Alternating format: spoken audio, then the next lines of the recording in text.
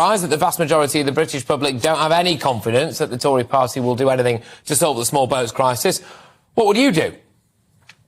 Exactly. What would we do? So our plan is very different to all of them. So our biggest issue is that they actually get to shore, and we would look to stop that. Well, we want to stop it.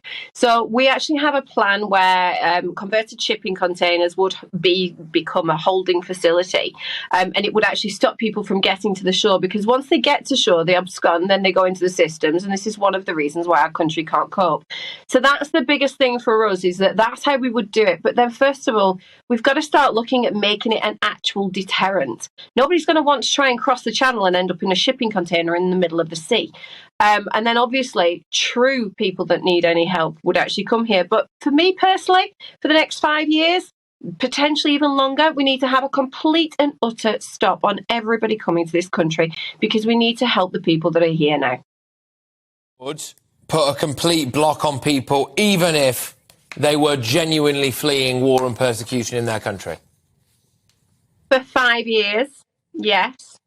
And I think that we would need to look at other links with other countries to actually help deal with that. I don't think that we should be completely and utterly inhumane. You know, we need to have a plan to how to deal with these people. But there's one thing that's very clear. Our country can't cope with it anymore. We have come to breaking point. You know, think about the United Kingdom as being its own boat. There's only so many people that are going to be able to get in that boat before the boat is sinking. The boat is absolutely sinking, and we're nearly sunk. It has to stop.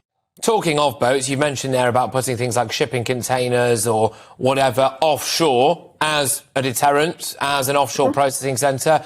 I can see the logic behind that. What would you say to people who would say that would result in them being kept in inhumane conditions?